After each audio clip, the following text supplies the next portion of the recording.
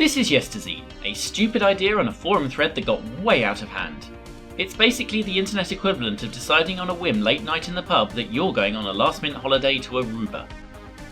But instead of flying anywhere, we pick an issue of a gaming magazine from the era where those mattered, and play the games they thought were the best and worst to see if they were right.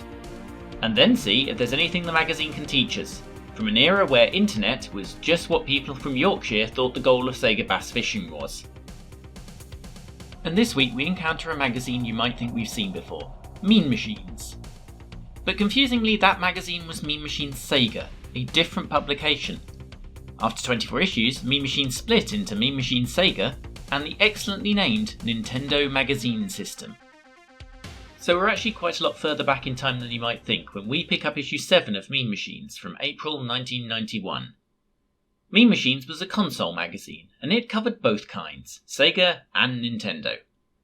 In theory, it also covered Amstrad's GX4000, but even by issue 7 they'd accepted reality and removed that one from the cover. Despite that format proliferation, in reality in issue 7 both our heaven and hell are on the same machine, Sega's classic Master System. Or, if you're in America, Sega's failed Master System. The cover feature is distinctly Master System themed too, so this is the least multi-format episode about a multi-format magazine I think I'm ever going to do.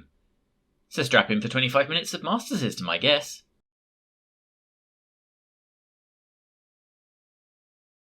IREM are shoot 'em up and arcade game royalty. Starting right back in 1974 as IPM, or International Playing Machines, until a popular home computer company's lawyers wanted a word. International Rental Entertainment Machines, as they became known, partnered with a company then called Nanow to produce arcade game monitors in 1977, and became part of that company in 1980. If you're a business IT user, or just appreciate a quality monitor, you may well know them now as ISO. Another weird quirk of the games industry that, a high-end monitor maker is responsible for some landmark titles. If you're into retro games, you'll know them primarily for 3 releases. The oft-imitated Moon Patrol, one of the first recognisable beat-em-up games, Kung Fu Master, and possibly the most recognised name in pure shoot-em-ups that there is, RType. And the gaming heaven this month is the Master System port of that last one. Dangerous thing to try and do on a Master System, this. You have an arcade hardware game from a genre where 3 things are valued above all else. Speed, responsiveness, and a whole bunch of crazy crap on the screen at a time. None of these are entirely within the wheelhouse of an 8-bit system that was closing on 6 years old at this point. And yet, first impressions for RType are quite good. There's a little flickering, but everything is shifting nicely, if not quite as rapidly as the coin-op. And the constant dying you're already seeing in this footage is because my shoot-em-up skills are about on a par with my plugging in a USB the right way on the first try skills. Although I am deliberately showing you my first ever goes here to illustrate this is damned hard.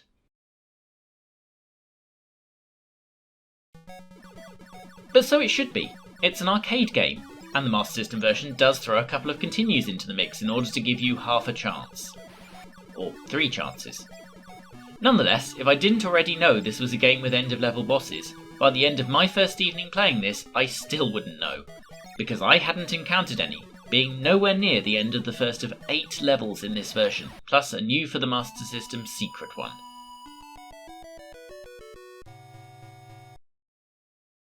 As a modern player, the first thing that strikes you is, thanks to being on a console with 2 buttons and 3 things buttons need to do, you can't just hold down one of them to shoot.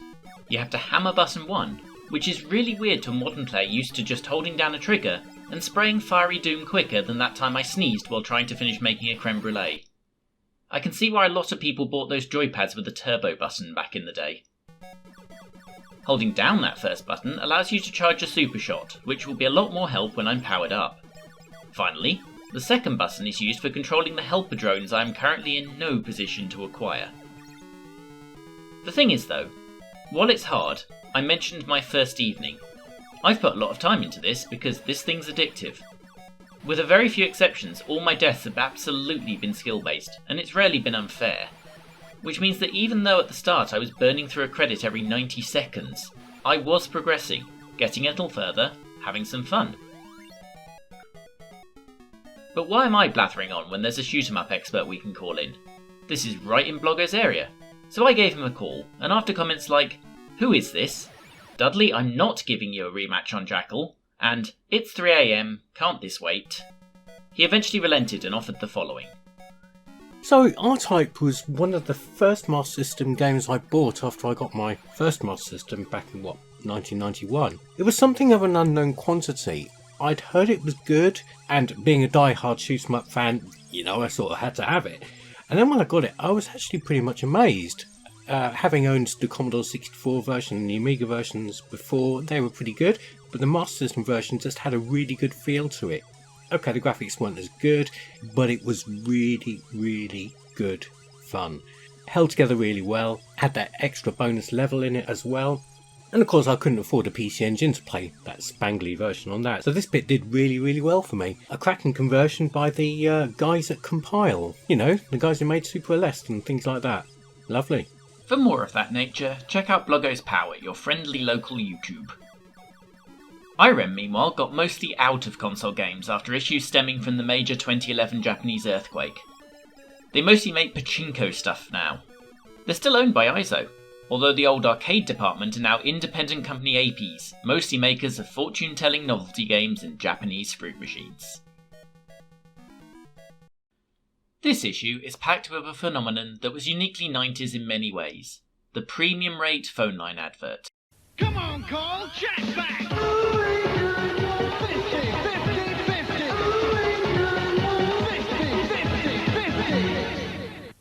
50. No, not that one.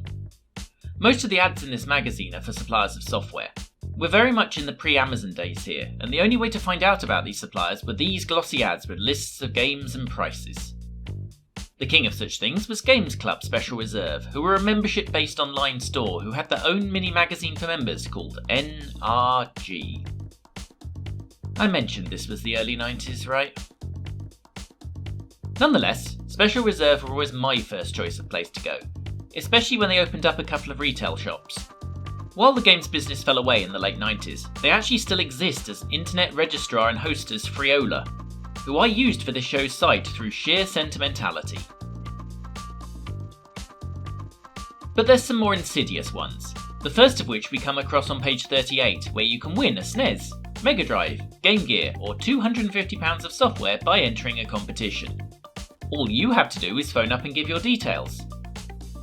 The catch, of course, is that these calls cost at least 33p a minute, and somehow entering takes 4 minutes, meaning that to enter costs roughly what you paid for the magazine in the first place. Assuming that the company kept at least 2/3 of the money, that's only about 300 entries before everything is pure profit for them.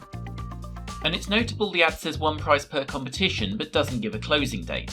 They could well be planning to run this one essentially forever. Apparently, you can enter all competitions as often as you like, which is generous of them.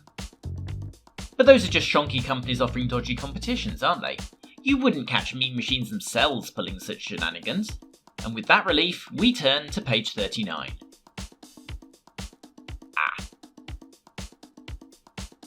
At least these are only 3 minutes long, although notice how much less generous they're being with the software. Basically the same deal though, and I notice again there's no closure date, so maybe this is a multiple issue for one prize thing.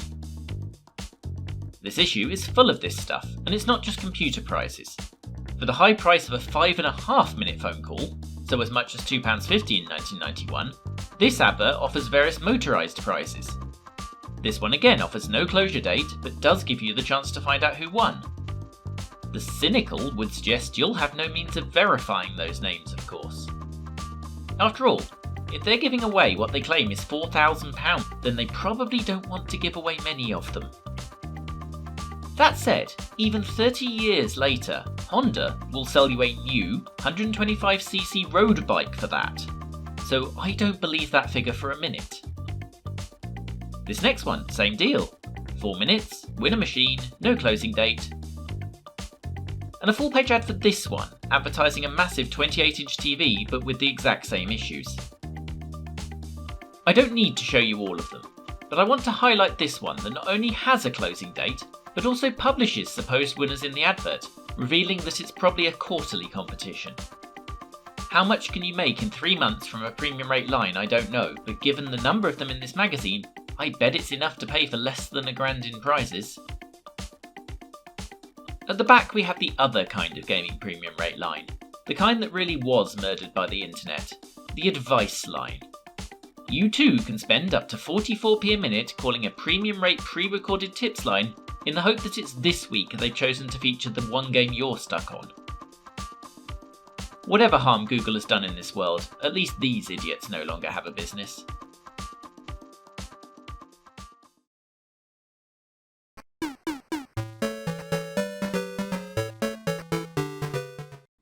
It's well documented that in the US, the Sega Master System was a bit of a failure.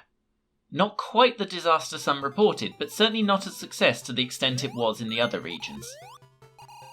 The last Master System game released officially in Northern America was Sonic the Hedgehog, and even then it was just a small quantity of UK copies with a sticker put over the existing barcode. Incidentally, if you're American and you peeled off that sticker, congratulations. You just turned the rarest Master System box game in existence into one worth £2 at the local British car boot. In many ways, the failure in the US was a side note for us in Europe. Sega continued to support the machine strongly, releasing 3 more Sonic games for it over the next 4 years, in the shape of a custom version of Sonic 2, the 8-bit only machine-stretching Sonic Chaos, and a conversion of Sonic Spinball that was better than it had any right to be. Equally, European publishers stepped up, Virgin releasing original platformers like Cool Spot and Global Gladiators, alongside licensed Disney fare such as Jungle Book, Lion King and Aladdin, which in many cases were very much the equal of their 16-bit versions. There was a hole though. There were games US publishers were developing or converting for machines like the NES or even the new Mega Drive and incoming SNES that European Master System owners were missing out on because, given the lack of the domestic market, American firms weren't interested in commissioning the work. Enter British publisher US Gold, who had specialised in brokering the UK release of previous Japanese and American releases onto home computers, and had an ongoing relationship with Sega thanks to porting several of its coin-ops to those home computers. They brokered the release of quite a few games we might otherwise have missed, and their first batch of 4 were released in the month of this magazine, having had several delays since they were reviewed nearly 6 months earlier. Those 4 were, in strictly alphabetical order, Gauntlet, Impossible Mission, Indiana Jones and the Last Crusade the action game, and Paperboy. The 4 games had 2 things in common. They were both published in the UK by US Gold, and the Master System versions were all productions of Tiertex Design Studios, based in Macclesfield in the UK. Which should perhaps worry us a little. Tiertex do not have the world's best reputation, which I think I can illustrate this way. Have you even recognised the game that's been in the background of this for the last 15 seconds or so? Because technically, it's Street Fighter 2. I'm being cruel. Tiertex converted the first Street Fighter to most home systems with middling success, but with no arcade sequel coming at the time, they wrote this unofficial Street Fighter sequel, under the name Human Killing Machine. It's not good. Zap64 described it as an incredibly weak program and one of the worst fighting games I've ever seen. Worse, this was the last thing Tiertex worked on before embarking on development of those initial US Gold on Sega lineup games. Beyond the shared developer, the similarities between these 4 wane. Gauntlet and Paperboy were both Atari arcade conversions. The cratering of Atari after the US video games crash of 1983 was resolved with the company being split into 2 arms, a home market publisher and a manufacturer of arcade machines. When Atari Games, the arcade side, wanted to convert games to home machines, they needed to call themselves something else for legal reasons. And so, on other formats, the conversions of Gauntlet and Paperboy were published by Tengen, a wholly owned subsidiary of Atari Games in the US. But in neither case were they especially interested in a Master System version. So the Master System version of Gauntlet was ported directly by Tiertex and doesn't exist outside Europe and Brazil. Which means they missed out. I still have a bit of a hang-up with shooters of this era where I always miss the dual-stick controls that are much more common for such games today. But even so, this is, on first impressions, a pretty perfect playing port of Gauntlet that looks about as good as any version I've played. With one limitation. The Master System version tops out at 2 players rather than the 4 that the arcade and most other versions can handle. You can't really blame RType for this one though. This one is Sega's fault.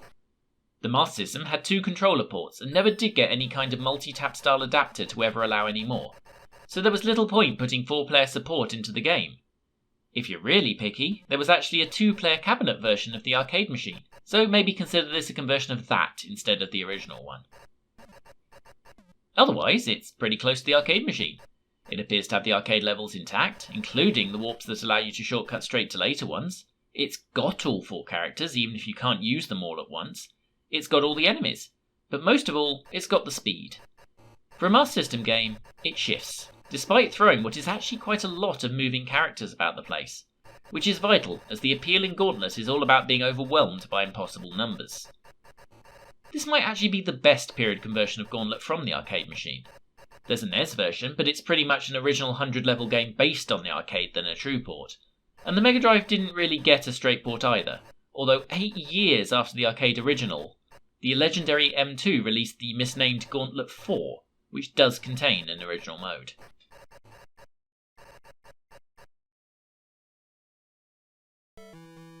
Paperboy is classic arcade action. You ride along as the youth on sub-minimum wage, wanging papers at the houses that still subscribe to you, and avoiding all the obstacles of the traditional neighbourhood, such as dogs, runaway lawnmowers, and really quite a lot of people on unicycles. Must be California. In any case, you get to the end of your one-road route, and then like all Paperboys, you finish on the obstacle course that all American streets have at the end of them by law. Get to the end of that, and all you have to do is dodge the inevitable groupies that plague every Paperboy. It's an arcade game, so of course all the houses that didn't get a paper unsubscribe, and the next day the neighbourhood is busier, with more and harder obstacles to avoid. Paperboy's a classic 5-minute game and perfect flashcard fodder. This version is again a perfectly good one to choose too, being one of the later conversions. With the exception of the Mega Drive version, few of the period ports look or play this good, and it's not a super uncommon game to pick up if you're in the UK. If you're in the US, this is the only one of our 4 you actually got, Sega seeing enough of a market to publish this one themselves over there. For full price at the time, I often thought these arcade conversions were a bit thin, but now this is a lovely thing to have for your Master System. This 8-bit Sega had a knack for getting decent versions of things, especially in its later Euro-only era. And here too, as with Gauntlet, you won't go far wrong by choosing to play it on this format. The Game Gear handheld was very close to a Master System in design, and in a weird twist, Tengen would later get Paperboy polished up and release it on that system under their own brand, despite it clearly being the port they didn't want in the first place. Impossible Mission came from an entirely different direction. It was a 6-year-old Commodore 64 game from an American publisher called Epix. Over the next couple of years, various versions of it were converted, including for machines you'd think were fairly uniquely British, like the ZX Spectrum. The only console it made it to, though, was Atari's unloved 7800. Nonetheless, 3 years after the last release version, US Gold had RType do a Master System port, making it one of the more powerful machines to get the game. And if you didn't know it had British 8-bit computer platform or origins, you'd probably guess, just as quickly as you guessed the license they couldn't afford to pay for when they called it Impossible Mission. It's an infiltration mission game where the layout gets randomised on occasion. You dive into rooms, avoid the robots, get the codes by searching the objects, and escape. Or, you just constantly die because you're shit. To be fair, not just because I'm shit. There's definitely some instances of questionable collision detection in this Master System version. It could just be I'm getting unlucky with when robots fire, but it does feel unfair. Without that, this is a pretty interesting game, and I'm sure if you have the skill or luck I don't, it could be a really entertaining action game. It's a strange choice given what accompanies it on this US Gold initial release list, but it's nice to have something with a smidge more depth than the arcade ports have done.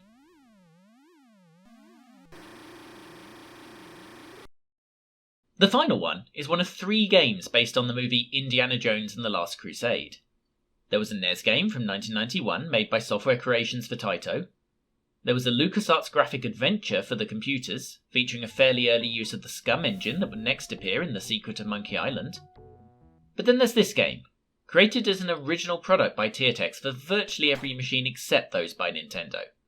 And of course, the Master System was included in this in Europe. It's weird, this one. It's certainly beautiful. It helps it's got the right look for a Master System to do well with it. Playing it though is frustrating. It's unresponsive and the collision detection for ropes is funky as all hell. And given how tricky it is to avoid these baddies, it's actually probably better just to fall off this ledge at the start and take the damage rather than try to work your way down. Unresponsive doesn't help you fight enemies either, especially as you get killed by them walking through you. You also have a couple of very curious decisions that make the game needlessly harder, most notably that your whip needs ammo, which doesn't make a huge amount of sense. There's also a really strict time limit, which seems harsh in a game where Indy has so little health he goes down quicker than your mum. The 3 demo clips the game shows aren't convincing either, consisting of the first 10 seconds of the game and 2 uninteresting later ones where Indy kills a total of no one.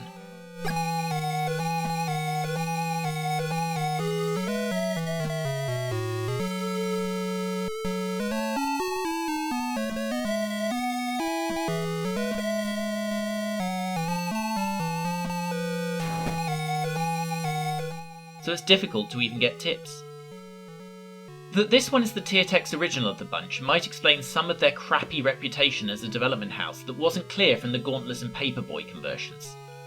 Excellent technically, but with the same ability to design a game as the average work team building day consultant. The strange thing with this one is, previous NES game notwithstanding, nearly 3 years later, NMS converted this game to NES and Game Boy too, published by Ubisoft. US Gold kept publishing Master System games for another 3 years, ultimately even converting games Sega didn't want to, such as Outrun Europa, and also bringing 16-bit releases we'd otherwise never have seen to the system, like Road Rash. Their last releases came in June 1994 in the shape of Probe's The Incredible Hulk and Tiertex's World Cup USA 94, the last World Cup game before EA snaffled up the rights forever.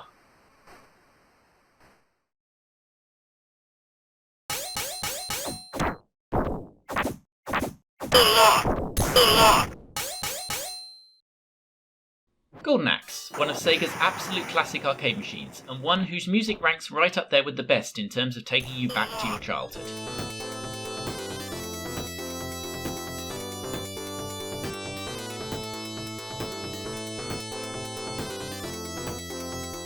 And the Mega Drive conversion was equally as good. It's on the Mega Drive Mini if you want to look, and when we looked at that machine it was one of the standout titles. It's an arcade classic that retains much of its charm, and it's got a Mega Drive conversion done with thought and love. This is a definite must-play on the machine. It also got a well-regarded Master System conversion. That's only got one character due to space restrictions, but it does allow you to pick your magic type, essentially giving you the gameplay of all 3 original characters, even if you don't get the graphics. It doesn't quite play as slick as the Mega Drive version either, but it's a decent little brawler and gets pretty close to the arcade given the hardware limitations. The Mega Drive got a pair of Golden Axe sequels that the Master System didn't, but in this magazine the Master System wasn't totally neglected. Getting 40% is a game called Golden Axe Warrior, a Master System exclusive spin-off that has spun so far off, it's no longer an arcade game, but a top-down RPG so far in the vein of Legend of Zelda that IGN would later accuse it of being a direct rip-off but without the personality.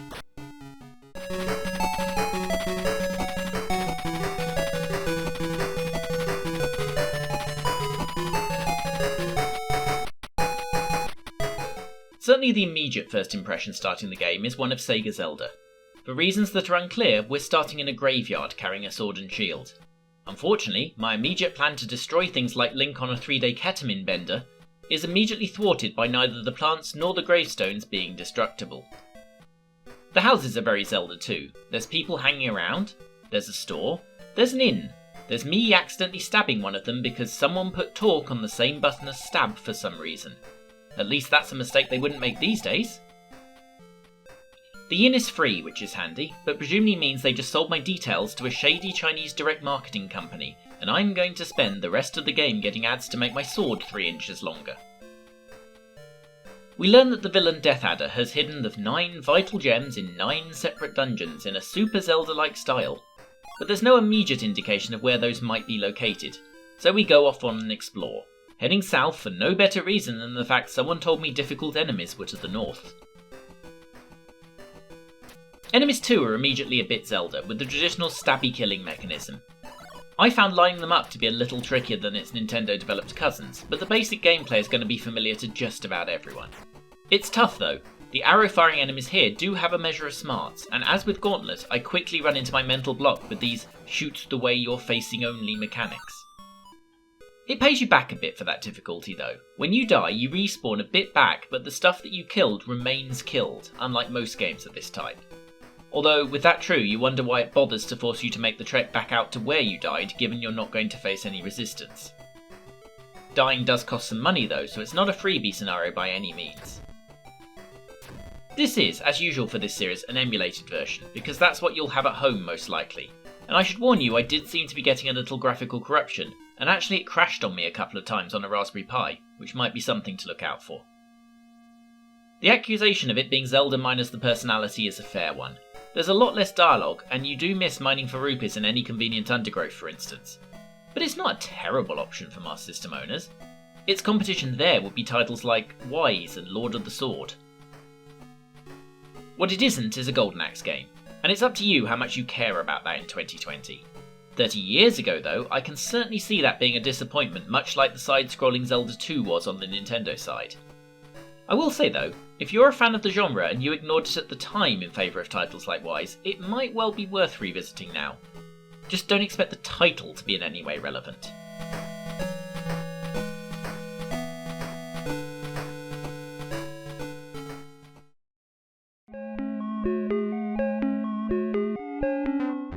On the back page is a new game for your Commodore 64. Carlton Handley's lovely puzzle adventure game Millie and Molly. This is a 100-level collectathon puzzler with an incredibly unique twist for a C64 game in its rewind ability, something I don't think I've ever seen on an 8-bit machine. It's available to buy from itch.io for a price that would barely have bought you a Mastertronic budget cassette in 1991, and it's money well spent. There's even a physical version on the way. We also extend our thanks to Bloggers Pow for his shoot-em-up expertise. Check our joint challenge series or his channel on YouTube. But that's us for another week. Join us next time to see whether I've even come close to thinking of a new instance of the running gag for the start of the show. If you want to be notified when that happens, the bell icon is your friend. Good night, Seattle!